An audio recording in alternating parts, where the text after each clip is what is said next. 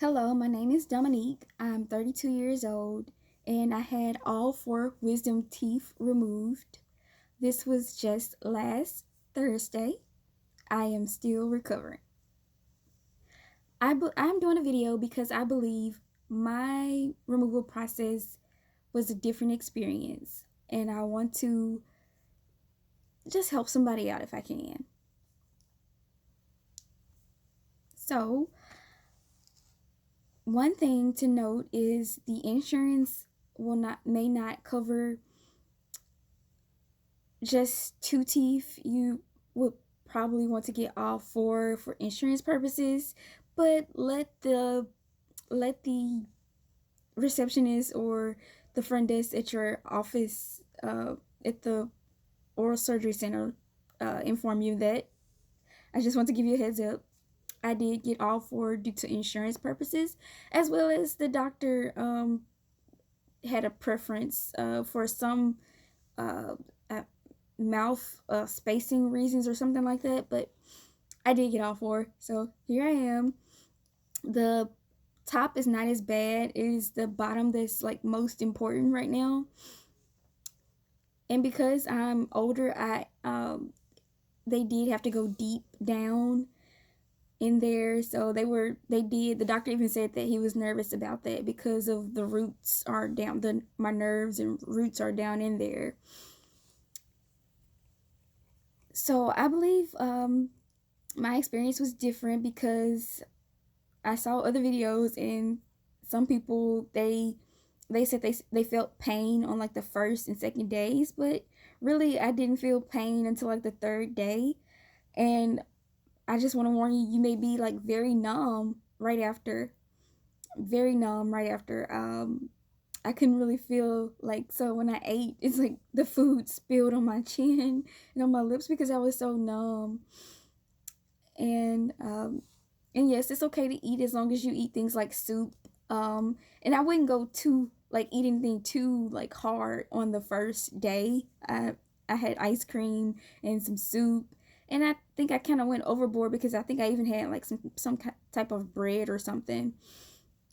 And I did end up getting dry socket, so that's another thing to talk about, the dry socket. I ended up getting that, so that's another reason why my experience was different, because I did get dry socket and I had to go back to the office and get packing.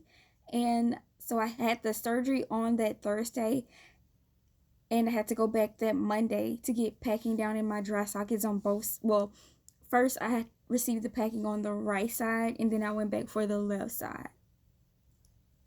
So let me talk about the day of the surgery. So my husband was there because, of course, you probably won't be able to drive. Well, no, you would not be able to drive after you have the surgery. Um, if you get anesthesia or laughing gas or whatever they use for you. So I did get the anesthesia, and the day of the surgery, they yeah, I was put to sleep, and when I first went in, they had to check my blood pressure and like set up my mouth. Then my doctor came in the room and he spoke, and I was out. I was asleep. Then the tech, she shook my arm and she was waking me up. I know after a while, and she was like, we're finished, and you can go now." And they had to escort me to the door or out of the office to my car. And so the tech was like, "She's out of it." She's like, "She's still kind of out of it," and I was sleepy from the anesthesia. It seemed like it must have been strong. It seemed like everything was strong to me, like the anesthesia for me, and also the the numbing, the medication for the numbing, and that was also. It seemed like I was numb for like a couple of days. I didn't feel it. I didn't feel the pain, and also I didn't have as much swelling. It is good to treat that swelling. It's good to treat that swelling because you may blow up. I saw some people blew up, but the doctor was surprised that I did not like blow up. I basically, you could barely see any swelling on my face because I did the ice packs. They did send me home with ice packs and gauze. but you may want to prepare yourself and make sure you have some at home. I So today I'm like on day 10 of my removal. I know I sound a bit weird. My mouth is weird, but I'm here to tell you. So, uh, on the uh, on the first day, I did have to have gauze after I had gauze in there. It was like got really wet because I was leaving the office with the gauze in my mouth, and my mouth was so numb, and I had to replace it. I believe I had to change it out like after I ate and everything. So I did that. And I believe the salt water, they want you to do a salt water rinse the next day. Not the day of, but the day after. And I believe that could be why I ended up with dry socket, because I did it too rough. I rinsed too rough. You don't want to get dry socket.